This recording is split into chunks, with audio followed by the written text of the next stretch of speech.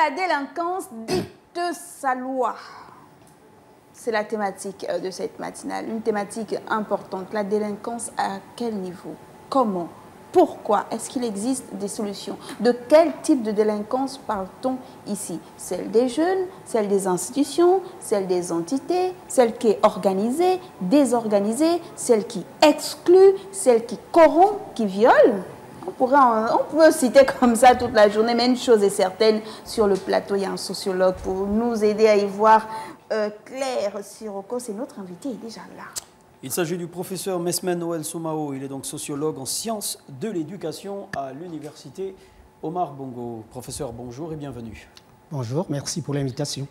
Merci beaucoup, ça nous fait plaisir parce qu'on veut traiter de cette question d'insécurité et souvent on met tout ceci dans une grosse salade. Oui. Comment comprendre cela? C'est un peu... Alors, on y va de beaucoup de raisons. Mais avec vous, on va essayer de pointer le curseur là où il faut vraiment. Déjà, parce qu'on a un caractère pédagogique sur notre matinale, comment est-ce qu'on définit l'insécurité? Comment est-ce qu'on pourrait définir ce phénomène? Bien, écoutez, nous allons être un peu plus pédagogiques, moins académiques. Alors, pour la notion d'insécurité, je commencerai donc par des mots et des expressions. D'abord les mots. Il y a ce que j'appelle les 3 V. Vol, viol et violence. Il y a ensuite la criminalité, le pillage, le saccage, le braquage, le banditisme, le braconnage, qui est une nouvelle forme également d'insécurité.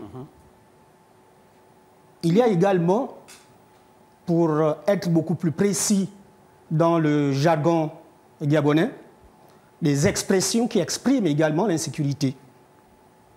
Nous avons donc les agressions sexuelles, les crimes rituels, ce que l'on appelait une certaine période les voitures noires. Et il y a bien entendu également, dans les années 80, ce qu'on appelait les cool mongers. Donc tout ce qui relève d'actes illicites. Voici déjà donc d'entrée de jeu comment on peut circonstancier, délimiter ce que l'on entend par insécurité au Gabon et de manière générale. Et puisqu'on parle du Gabon à l'aspect général ou de l'aspect général au Gabon, c'est selon, est-ce qu'il y a des facteurs, des endroits, des environnements typiques où tout de suite on retrouve l'insécurité? C'est-à-dire si je sors du Gabon, je vais au Mali, je vais au Sénégal, je vais en Côte d'Ivoire, je vais en île Maurice, je vais aux États-Unis, en Chine, en Inde. Une chose est certaine, je sais que je dois me rendre dans tel type d'environnement pour retrouver le caractère insécurité. Avant que de venir sur votre question, je voudrais également préciser que, comme je l'ai dit, le phénomène d'insécurité au Gabon n'est pas un phénomène récent. Un certain nombre d'enquêtes qui avaient déjà été menées dans les années 80 parlaient déjà de l'heure du banditisme sauvage au Gabon, dans les années 80 déjà, l'heure du banditisme sauvage. Mais au-delà donc du choc de la litanie des mots que je venais d'énumérer, il y a peut-être aussi le poids des chiffres qui va nous donner un petit peu l'ampleur du phénomène. Pour paraphraser le slogan des magazines français, le poids des mots, les chocs des chiffres, des photos. Alors, permettez-moi de regarder ma fiche pour donner quelques chiffres clés sur la perception de l'insécurité et surtout, comme vous l'avez signifié, la confiance institutionnelle selon une enquête qui avait été menée par nos collègues d'Afrobaromètre avec le laboratoire du CERGEP à l'université Omar Bongo. Premier chiffre, 71% des Gabonais estiment actuellement que le niveau de sécurité s'est considérablement dégradé au cours des 5 dernières années avec des proportions inquiétantes. Deuxième chiffre, 75% des citoyens n'ont pas confiance en la police et la gendarmerie. troisième chiffre, 70% de personnes n'ont pas confiance également aux forces de défense. 11% de satisfaction concerne la lutte contre la criminalité. 11% seulement de Gabonais pensent que la lutte contre la criminalité est efficace, alors que 56% de personnes se sont senties en insécurité dans leur quartier. Voici un petit peu quelques chiffres qui nous donnent un petit peu l'ampleur de l'insécurité dans notre pays. Venons-en maintenant à ce que vous aviez dit tout à l'heure, ce que j'appelle la dimension structurelle de l'insécurité. Parce que quel que soit l'endroit où nous sommes, il y a des facteurs structurels qui nous permettent donc d'appréhender l'insécurité. Oui. Il y a d'abord les facteurs socio-économiques qui sont déterminants. Et dans les facteurs socio-économiques, concernant par exemple notre pays, il y a le taux de chômage qui est à 40% et qui atteint essentiellement les jeunes, sans formation, sans emploi rémunéré et encore sans activité génératrice de revenus. Ça, c'est l'un des facteurs déterminants, les causes socio-économiques. Nous avons également la pauvreté endémique. Vous savez très bien maintenant que le Gabon également fait partie, nonobstant effectivement son PIB, fait partie des pays également où la pauvreté devient endémique. Et cette difficulté est exacerbée tout simplement par le manque d'accès à ce qu'on appelle les services sociaux de base. L'éducation, la santé, le logement. Et nous avons également la disparité des revenus, appelée comme vous voulez, classe sociale, coût social, cet écart qu'il y a entre les revenus, les inégalités qui existent. Et bien entendu, il y a une fois de plus l'oisiveté de nombreux jeunes sans formation, donc sans emploi, qui peuvent. Alors, à cela également, nous avons vu qu'il y avait un gros déficit dans la confiance des institutions. Seulement 25% des Gabonais déclarent avoir confiance en la police et la gendarmerie. Donc vous comprendrez également que ce facteur aggravant conditionne la résolution des problèmes de l'insécurité. Et pour être maintenant beaucoup plus précis, par rapport à la question que vous avez posée, c'est-à-dire les cas de bavure de policiers, l'abus de pouvoir, la corruption, il y a ce qu'on appelle, notamment en géographie, en sociologie, la territorialisation du phénomène. Il faut savoir que l'insécurité, au début, était un phénomène purement urbain, que l'on retrouvait dans les agglomérations urbaines. Donc rarement en milieu rural. Et en milieu urbain, c'était davantage ce qu'on appelle les quartiers périphériques, ou les quartiers défavorisés. J'ai pas envie de stigmatiser certains quartiers de Libreville, mais vous comprendrez de quoi il est question.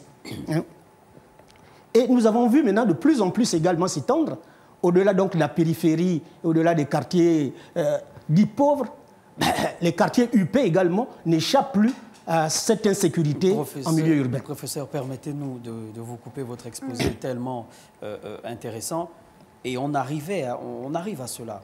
Alors, 25% des Gabonais, lorsqu'on convoque les chiffres, justement, que vous avez si bien donnés dans vos propos, ont confiance en la police et la gendarmerie. Ça veut dire que le reste n'a pas confiance. Voilà, les trois quarts. Les trois quarts. Ouais. On nous a dépeint l'insécurité comme ayant pour socle, justement, pour parler des zones, ces quartiers plus ou moins défavorisés. Aujourd'hui, justement, on tombe, mais ma question arrivait vers ça. Aujourd'hui, on peut braquer à la Sablière, professeur. On peut braquer dans des grandes cités en Ngondje, on le fait. Il n'y a plus de zones préservées. Comment est-ce que l'insécurité s'est déportée d'une zone non sécurisée, finalement, à une zone qui est sécurisée, où il y a des gardiens? On a volé le disque dur à la CNAM-GS. On a volé le disque à la... Comment est-ce que ça déporte la sécurité? Professeur, les bandits sont rentrés à la CNAM, ils ont chippé le disque à la CNAM-GS. Comment est-ce que l'insécurité se déporte? Est-ce que là, c'est le quartier défavorisé? Est-ce que nous sommes sûrs que là aussi, il n'y a pas une délinquance que l'on peut appeler la délinquance on va y arriver. Au col blanc, on va y arriver. La délinquance professionnelle même. Parce que comment pouvez-vous vous imaginer dans les administrations. Comment pouvez-vous imaginer des gens méchants du côté de la Sablière où vous êtes sûr et certain que pratiquement dans chaque domicile, il y a des caméras, il y a des caméras de surveillance, il y a des gardiens. S'il n'y a pas de complicités internes. Parce que là également, il faut s'interroger effectivement sur ces complicités internes qui font en sorte que des quartiers UP soient également victimes d'insécurité. Tout comme des hautes administrations, comme vous venez de les citer, la CNGS, soient également victimes d'intrusion d'individus qui n'ont rien à voir dans cette maison. Donc là également, il faut s'interroger sur une nouvelle forme de criminalité, d'insécurité devenant de l'intérieur et non plus de l'extérieur. Bon, généralement, on connaît quels sont les facteurs. C'est vrai, vous êtes venu, vous avez une démarche pédagogique parce qu'il faut voir l'origine, déjà définir le concept, ensuite voir l'origine de cette problématique-là. Il faut qu'on chute un peu sur les solutions, le regard du sociologue que vous êtes. Aujourd'hui, là, est-ce qu'on dispose d'outils? Est-ce qu'on dispose de solutions? Ou est-ce qu'il faut jeter l'éponge? Parce qu'on arrive à un niveau où, même quand on sait qu'on vole chez le voisin, on se dit, tant que ce n'est pas chez moi, tout va bien. Oui. Mais non, on ne doit pas se résigner. Il existe des solutions. Ces solutions-là, qui les met en place? Est-ce que ce sont les autorités? Est-ce que ce sont les populations elles-mêmes qui doivent mettre en place des brigades? Oui, des brigades de quartier et tout ça. Oui. Ou alors, vraiment, comment faire aujourd'hui? Comment on sort de là? Comment on limite la casse? Vous aviez déjà esquissé des solutions dans le questionnement qui est le vôtre. Premièrement, il faut qu'on arrête de croire que le tout sécuritaire va pouvoir résoudre le problème. Il y a des moyens colossaux qui ont été dégagés au niveau des forces de sécurité et de défense. Il y a des recrutements massifs, il y a des budgets qui ont été augmentés, mais nous nous rendons compte que malgré ce déploiement des moyens financiers et humains, ça ne résout pas le problème. Donc il faut que nous sortions du tout sécuritaire. Ça, c'est la première chose. La deuxième chose, nous avons également vu, avec cette montée de l'insécurité, qu'il y avait des brigades. Les citoyens s'étaient organisés dans certains quartiers pour assurer eux-mêmes la sécurité. Oui. Et le ministre a dû mettre un holà en signifiant que la sécurité relève de l'ordre régalien, ce qui est une bonne chose. Donc il faut à la fois combiner à la fois la sécurité et bien entendu la participation citoyenne. Parce qu'on ne peut pas également faire... Il n'y a que les citoyens eux-mêmes qui vivent dans cet environnement, qui connaissent mieux les arcanes et peuvent aider également les forces de sécurité à endiguer ce phénomène. Mais ceci dit, le problème avec notre pays, c'est que nous n'avons pas suffisamment confiance à nos scientifiques, notamment aux spécialistes des sciences de l'homme et de la société, que sont les sociologues, que sont les psychologues, que sont les anthropologues, qui connaissent plus ou moins l'environnement. Il faut également associer les scientifiques, il faut associer les spécialistes des sciences de l'homme. Je plaiderai pour ma chapelle, vous ne pouvez pas, sans de véritables enquêtes préalables de sociologie, dégager des solutions qui soient pérennes et durables. Donc c'est tout un environnement qu'il faut reconstruire, c'est la confiance qu'il faut avoir envers les institutions, notamment les forces de défense et de sécurité, envers effectivement les citoyens qui vivent au quotidien cette insécurité et bien entendu les chercheurs pour faire en sorte que nous puissions trouver des solutions durables et pérennes. Professeur, le scientifique que vous êtes, est-il d'accord avec la mise en place des brigades mixtes au sein de nos quartiers? Parce que vous venez de le dire, le ministre lui-même avait mis un stop dessus en se disant que la sécurité relevait donc de l'ordre régalien, à savoir des forces de l'ordre et de la sécurité. Mais il s'avère que nous qui avons grandi dans des quartiers populaires, on va le dire comme ça, avions souvent l'impression qu'ici la police ne rentre pas. Avions souvent l'impression que le grand du quartier qui a volé dans 15 maisons là, il est encore libre. Donc, c'est mis en place la justice populaire. Parce que nous seuls connaissons le paradigme dans lequel nous sommes en train les brigades citoyennes d'évoluer. On met d'abord en place la justice... brigades citoyennes. Non, ça a commencé par la justice populaire. Ça veut dire qu'on a attrapé un gars, tout à fait. On l'a tapé. Oui, jusqu'à mort même. Jusqu'à mort. Oui. Et un jour, on nous a dit que ça ne se fait pas. Tout à fait. Et puis hors la loi. Tous les grands du quartier se sont réunis pour dire, bon écoutez, nous on surveille le quartier, on se relaie de 23h à 2h, de 2h à 6h, parce que nos mamans elles vont au travail très tôt, il y a des petits qui arrachent les sacs, mais on est venu nous dire que ce n'est pas de votre ressort de faire ça. Il y a justement des forces de l'ordre qui sont... les pouvoirs publics qui doivent mettre en place des mécanismes. Mais il a été créé même une police de proximité. Il a été créé une police de proximité. Donc la question que j'avais avant que vous développiez, c'est est-ce que vous, en tant que scientifique, vous êtes d'accord avec ces mécanismes-là, la mise en place des brigades mixtes au sein de nos quartiers, sachant que dans nos quartiers, c'est nous qui connaissons nos réalités. Tout à fait.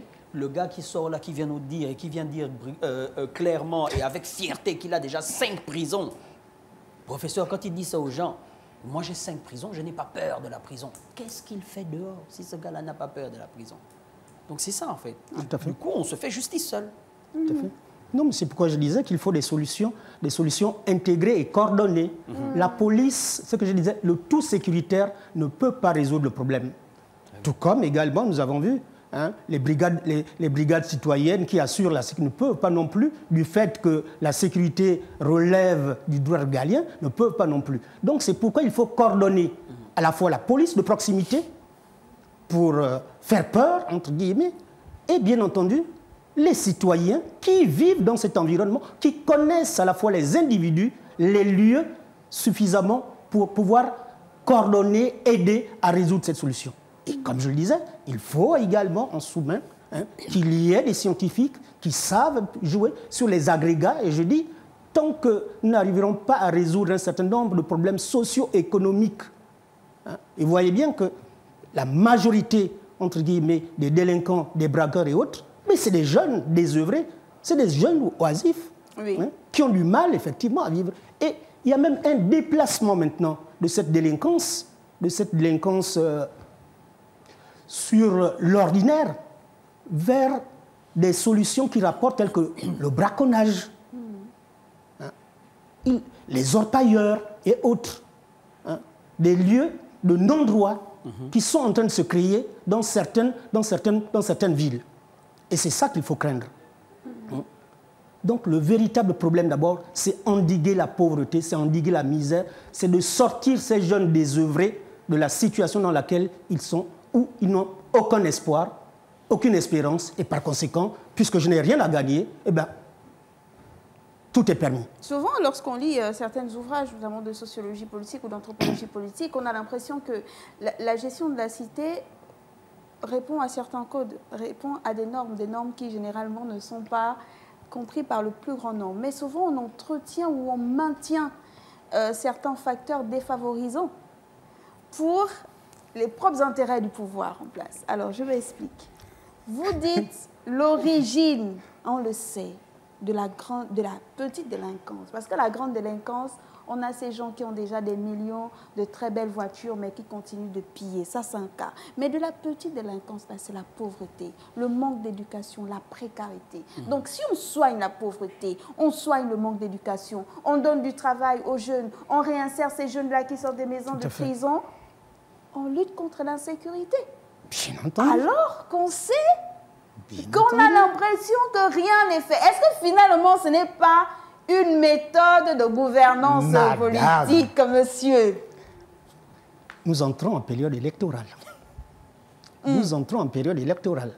Et vous savez bien que c'est une période également propice pour emmener le plus grand nombre de personnes avec des faits de transhumance. Et généralement, quelles sont ces populations Quelles sont ces populations qui sont généralement baladées d'un endroit à un autre, qui parfois dans la journée peut aller d'un centre de vote à un autre, peut aller même d'une ville à une autre? Premièrement, ce sont les femmes. Nous ne voilons pas la face. Les femmes sont celles qui sont le plus précarisées également dans notre pays. Et deuxièmement, les jeunes. Voici les deux couches sociales les plus défavorisées qui sont souvent manipulées et généralement en période électorale. Donc il faut également que cette période qui arrive, nous soyons beaucoup plus vigilants pour éviter ce genre de manipulation politique. Professeur, est-ce que les familles ont encore armes nécessaires, les éléments nécessaires parfois on a l'impression d'être éducationnels pour maintenir leurs enfants hors justement de ce phénomène-là. Est-ce qu'on a encore ça? Avec l'expansion des réseaux sociaux, les chansons que nous écoutons, nos artistes préférés, nos icônes sont des personnes qui sortent de prison. Nos films et nos héros sont des grands bandits. Et on porte souvent leur sobriquet au quartier parce que c'est un gars fort. Est-ce qu'on a encore les éléments nécessaires aujourd'hui pour maintenir nos enfants dans la sécurité? J'ai envie de dire, la question est si simplement posée. Question fondamentale. Oui. Avons-nous encore les armes en 2025? Il ne faut pas que nous baissions les bras. J'ai souvent entendu dire la démission parentale. Pour le sociologue, la démission parentale n'existe pas. Parce que vous et moi, personne ne peut mettre au monde un enfant et dire que je ne m'en occupe plus. Il faut chercher comment se fait-il que des pères et des mères arrivent, entre guillemets, à démissionner de leur responsabilité parentale. À démissionner de leur responsabilité parentale. Nous sommes dans un pays où la démographie ne permet pas d'avoir un marché suffisant. Par conséquent, nous sommes un pays qui prône la natalité. Mais on ne peut pas prôner la natalité sans donner les moyens à ces familles de pouvoir élever. Et vous pensez que c'est en donnant, je ne sais plus, quel est mensuellement, trimestriellement? Non, non. Il faut favoriser la natalité en aidant massivement ces familles qui ont décidé de faire des enfants. Donc le gros problème reste toujours le facteur économique. Quelle que soit la manière dont nous allons pouvoir tourner la question, il faut que nous sortons de la précarité, il faudra que nous sortons de la pauvreté pour que on n'arrivera jamais à l'insécurité zéro. Ça n'existe nulle part. Même dans les plus grands pays développés, comme les États-Unis, vous voyez bien la montée de la délinquance. Vous l'avez dit aujourd'hui, avec les réseaux sociaux, avec la mondialisation des phénomènes. Du jour au lendemain, ce qui se passe aux États-Unis est vu. Et je n'ai pas envie de fustiger, entre guillemets, mais nous voyons également que, sans pour autant être également restreindre les libertés publiques, mais il faut également que nos autorités, notamment en ce qui concerne la communication, soient assez vigilantes sur tout ce qui est diffusé sur nos médias. Merci beaucoup, professeur. Monsieur Mesmin Noël Somao, sociologue en sciences de l'éducation à l'université Omar Bongo. Merci d'être passé sur ce plateau. Avec vous, on a tenté de comprendre l'insécurité. Nous soulignons avec la plus grande force la nécessité de lutter contre ces facteurs économiques qui maintiennent dans la précarité des couches entières de la société, parce que c'est de là que vient la violence, c'est de là que vient l'insécurité et l'insoumission. Il est difficile de se soumettre lorsqu'on est marginalisé, violé, volé et trahi. Merci d'être passé sur notre plateau. Merci beaucoup. On vous raccompagne avec cette transition.